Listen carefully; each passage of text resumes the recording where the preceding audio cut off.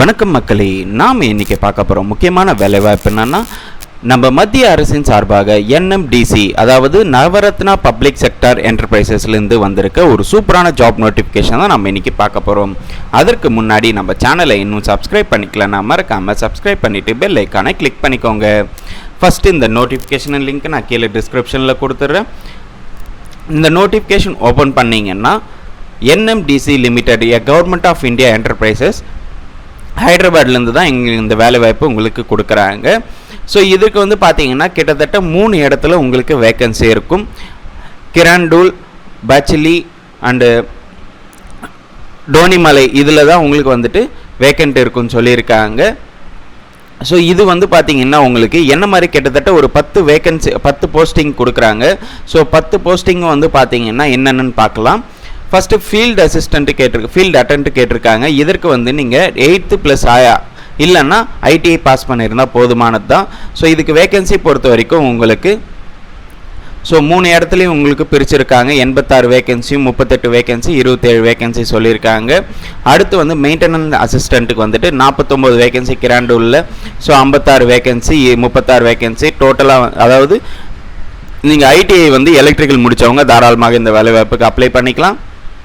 Maintenance assistant மெக்கானிக்கலில் பொறுத்த வரைக்கும் உங்களுக்கு 86 + 182 + 37.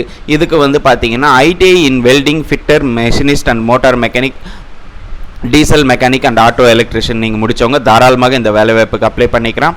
பிளாஸ்டர்ஸ் ட்ரைனி பொறுத்த வரைக்கும் உங்களுக்கு தலா வந்து பச்சிலி காம்ப்ளெக்ஸும் டோனிமலை காம்ப்ளெக்ஸ்லேயும் 3 வேக்கன்சி உங்களுக்கு கொடுத்துருக்காங்க. இதற்கு வந்து நீங்கள் 10th பாஸ் பண்ணியிருந்தால் போதுமானது. இல்லைனா ஐடிஐயில் வந்துட்டு நீங்கள் பிளாஸ்டர் பண்ணியிருக்கணும், இல்லைனா மைனிங் மேட் சர்டிஃபிகேட் வாங்கியிருக்கணும்னு சொல்லியிருக்காங்க. ப்ளஸ் எக்ஸ்பீரியன்ஸ் உங்களுக்கு 3 வருஷம் இருக்கணும்னு சொல்லியிருக்காங்க. அடுத்து எலக்ட்ரிஷியன் ட்ரைனி வந்து பார்த்தீங்கன்னா 1 வேக்கண்ட் + 11 வேக்கண்ட் + 29 வேக்கண்ட் உங்களுக்கு கொடுக்குறாங்க. இதற்கு நீங்கள் 3 years டிப்ளமோ எலக்ட்ரிக்கல் இன்ஜினியரிங் நீங்கள் முடிச்சிருக்கணும்னு சொல்லியிருக்காங்க. அதுக்கப்புறம் வந்து எலக்ட்ரானிக்ஸ் டெக்னீஷியன் பொறுத்த வரைக்கும் 6 வேக்கண்ட் தான் இருக்குது. ஸோ டோட்டலாக வந்து நீங்கள் 3 வருஷம் டிப்ளமோ இன் எலக்ட்ரானிக்கல் இன்ஜினியரிங் முடித்தவங்க தாராளமாக இந்த வேலைவாய்ப்புக்கு அப்ளை பண்ணிக்கலாம். அதுக்கப்புறம் HEM மெக்கானிக் கிரேட் 3ல் வந்து பார்த்தீங்கன்னா 39 + 12 26 வேக்கன்சி டோட்டலாக வந்துட்டு உங்களுக்கு 3 வருஷம் வந்துட்டு டிப்ளமோ மெக்கானிக்கல் இன்ஜினியரிங் முடித்தவங்க ப்ளஸ் வந்துட்டு ஹெவி வெஹிக்கிள் டிரைவிங் லைசன்ஸ் கண்டிப்பாக இருக்கிறவங்க தாராளமாக நீங்கள் அப்ளை பண்ணிக்கலாம்.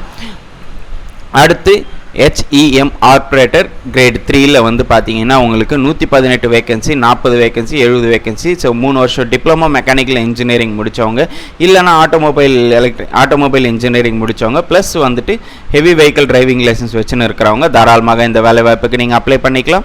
அடுத்து MCO கிரேட் 3ல் வந்துட்டு 6 + 14 + 16 வேக்கண்ட் 3 வருஷம் நீங்கள் டிப்ளமோ மெக்கானிக்கல் நீங்கள் முடித்தவங்க தாராளமாக இந்த வேலைவாய்ப்புக்கு அப்ளை பண்ணிக்கலாம். ப்ளஸ் வந்துட்டு ஹெவி வெஹிக்கிள் லைசன்ஸ் கண்டிப்பாக இருக்கணும். அடுத்து QCA கிரேட் 3ல் வந்துட்டு பார்த்தீங்கன்னா நீங்கள் BSc கெமிஸ்ட்ரி முடித்தவங்க இல்லைனா ஜுவாலஜி முடித்தவங்க தாராளமாக இந்த வேலைவாய்ப்புக்கு அப்ளை பண்ணிக்கலாம். 1 year வந்து எக்ஸ்பீரியன்ஸ் இருக்கணும்னு சொல்லியிருக்காங்க. ஸோ உங்களுக்கு வந்துட்டு எந்தெந்த காம்ப்ளெக்ஸில் வந்துட்டு உங்களுக்கு தனித்தனியாக இங்கே பிரிச்சுருக்காங்க பாருங்கள். ஸோ எதில் உங்களுக்கு ஹையஸ்ட் வேக்கண்ட் இருக்கோ, உங்களுக்கு எது நியர்பை இருக்கோ அதை நீங்கள் போட்டுக்கலாம். ஸோ இது ஒரு நல்ல வேலைவாய்ப்பு தான், கண்டிப்பாக நீங்கள் இது பயன்படுத்திக்கலாம். டிப்ளமோ முடித்தவங்க தாராளமாக இந்த வேலைவாய்ப்புக்கு நீங்கள் அப்ளை பண்ணிக்கலாம். ஸோ சேலரி பொறுத்த வரைக்கும் உங்களுக்கு ஃபஸ்ட்டு ஒரு வருடத்திற்கு வந்துட்டு 18,000 உங்களுக்கு ப்ரொவைட் பண்ணுவாங்க. ப்ளஸ் வந்துட்டு உங்களுக்கு 6 மாதம் கழித்து 18,500 ரூபாவாக உங்களுக்கு ப்ரொவைட் பண்ணிடுவாங்க. அடுத்து உங்களோட சேலரி வந்து ஃபைனல் வந்து 31,850 வரையும் இருக்குன்னு சொல்லியிருக்காங்க. ஏஜ் லிமிட் பொறுத்த வரைக்கும் 18லிருந்து 30 வயசு இருக்கிறவங்க தாராளமாக இந்த வேலைவாய்ப்புக்கு நீங்கள் அப்ளை பண்ணிக்கலாம். ஸோ ஏஜ் ரிலாக்ஸேஷனும் உங்களுக்கு இருக்குது. ஏஜ் ரிலாக்ஸேஷன் பொறுத்த வரைக்கும் SC ST கேண்டிடேட்ஸ் இருந்தீங்கன்னா 5 வருஷமும், OBC கேண்டிடேட்ஸாக இருந்தீங்கன்னா 3 வருஷமும் உங்களுக்கு ஏஜ் ரிலாக்ஸேஷன் கொடுக்குறாங்க. PWD கேண்டிடேட்ஸ்க்கும் 5 வருஷம் ஏஜ் ரிலாக்ஸேஷன் கொடுக்குறாங்க. இந்த வேலைவாய்ப்புக்கு எப்படி அப்ளை பண்ணணும்னு பார்த்தீங்கன்னா நீங்கள் இங்கே www.nmdc.co.in இந்த வெப்சைட்டில் போய்ட்டு தான் நீங்கள் கெரியர் பேஜில் போய்ட்டு நீங்கள் இந்த வேலைவாய்ப்புக்கு அப்ளை பண்ணிக்கணும். எண்ணிலிருந்து பார்த்தீங்கன்னா 25/5/2025லேருந்து 14/6/2025க்குள்ளே நீங்கள் அப்ளை பண்ணிக்கணும்னு சொல்லியிருக்காங்க. ஸோ என்னென்ன சர்டிஃபிகேட்ஸ் இருக்கணும்னு சொல்லியிருக்காங்க. So 10th mark sheet, 12th mark sheet and வந்துட்டு டிப்ளமோ முடித்த ப்ரொஃபஷனல் மார்க் ஷீட். ஸோ இந்த மார்க் ஷீட்டெல்லாம் நீங்கள் அப்லோட் பண்ணுற மாதிரி இருக்கும். இந்த வேலைவாய்ப்புக்கு அப்ளை பண்ணுறதுக்கு நீங்கள் 150 ரூபாய் பே பண்ணுற மாதிரி இருக்கும் ஜென்ரல் கேட்டகரியில் இருக்கிறவங்க. இதுவே SC ST கேண்டிடேட்ஸாக இருந்தீங்கன்னா நீங்கள் நீங்கள் வந்து ஃபீஸ் பே பண்ணணும்னு அவசியம் இல்லை. SC ST PWD ex serviceman கேட்டகரியாக இருந்தீங்கன்னா நீங்கள் ஃபீஸ் பே பண்ணணும்னு அவசியம் இல்லைன்னு சொல்லியிருக்காங்க. ஸோ இது ஒரு நல்ல வேலை வாய்ப்பு தான். ஸோ மோட் ஆஃப் செலெக்ஷன் பொறுத்த வரைக்கும் உங்களுக்கு ஃபீல்டு அட்டென்ட்டுக்கு நீங்கள் அப்ளை பண்ணுறீங்கன்னா உங்களுக்கு OMR பேஸ்டு டெஸ்ட்டும் ஃபிசிக்கல் எபிலிட்டி டெஸ்ட்டும், ஏன்னா வந்துட்டு அது வந்து 8th குவாலிஃபிகேஷனில் இருக்கிறதுனால உங்களுக்கு OMR பேஸ்ட் டெஸ்ட்டும் ஃபிசிக்கல் எபிலிட்டி டெஸ்ட்டும் மட்டும்தான் வைப்பாங்க. இதுவே நீங்கள் மற்ற 9 போஸ்ட்டுகளுக்கு நீங்கள் போடுறப்போ உங்களுக்கு கம்ப்யூட்டர் பேஸ்டு டெஸ்ட்டும் ட்ரேட் டெஸ்ட்டும் உங்களுக்கு கண்டிப்பாக இருக்கும். ஸோ இதுக்கு வந்து உங்களுக்கு சிலபஸும் இங்கே கொடுத்துருக்காங்க. ஜென்ரல் நாலேஜ் 70 மார்க்குக்கு, நியூமரிக்கல் அண்ட் ரீசனிங் எபிலிட்டியில் வந்து 30 மார்க்கு. ஸோ டோட்டலாக 100 மார்க்குக்கு உங்களுக்கு இருக்கும் சப்ஜெக்ட் பொறுத்த வரைக்கும். ஸோ பார்ட் 1 பார்ட் 2ன்னு உங்களுக்கு பிரிச்சிருக்காங்க. இப்போ கம்ப்யூட்டர் பேஸ்டு டெக்ஸ்ட் வந்துட்டு பார்த்தீங்கன்னா இது OMR பேஸ்டுக்கு வந்து ஜென்ரல் நாலேஜும் நியூமரிக்கலுக்கும் கேட்பாங்க. So field அட்டென்ட்டுக்கு. ஸோ மீதி இருக்கிற 9 போஸ்ட்டுக்கு வந்து பார்த்தீங்கன்னா பார்ட் 1 பார்ட் 2 பிரிக்கிறாங்க. சப்ஜெக்ட் நாலேஜ் 30 மார்க்குக்கும், பார்ட் 2ல் வந்து general knowledge and numerical ability டெஸ்ட்டில் வந்துட்டு தலா 50 மார்க்கும் 20 மார்க்கும் உங்களுக்கு கொடுக்குறாங்க. ஸோ இந்த எக்ஸாம் முடிஞ்ச உடனே உங்களுக்கு டாக்குமெண்ட் வெரிஃபிகேஷன் இருக்கும். ஸோ இதெல்லாம் முடிச்சுட்டு உடனே இது பண்ண முடியும். ஸோ அது வந்து அடுத்து வந்து பார்த்தீங்கன்னா பாஸ் லெவல் அதாவது எத்தனை மார்க் எடுத்தால் பாஸ் ஆவாங்க பார்த்தீங்கன்னா 40% மார்க் வந்து UREWT கேண்டிடேட்ஸ் 40% எடுத்தால் பாஸ் மார்க்கு.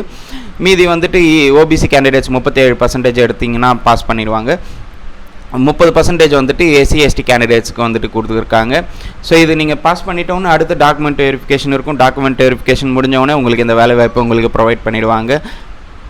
ஓகே மக்களே, இந்த ஒரு நல்ல வேலை வாய்ப்பு கண்டிப்பாக பயன்படுத்திக்கோங்க. இந்த வேலை வாய்ப்பை பற்றி உங்களுக்கு வேறு ஏதாவது டவுட் இருந்ததுன்னா கண்டிப்பாக கமெண்ட் செக்ஷனில் கமெண்ட் பண்ணுங்கள். இந்த வீடியோவை நிறைய பேருக்கு ஷேர் பண்ணுங்கள், லைக் பண்ணுங்கள். மறக்காமல் நம்ம சேனலை சப்ஸ்கிரைப் பண்ணிவிட்டு பெல் ஐக்கானை கிளிக் பண்ணிக்கோங்க. தேங்க்யூ.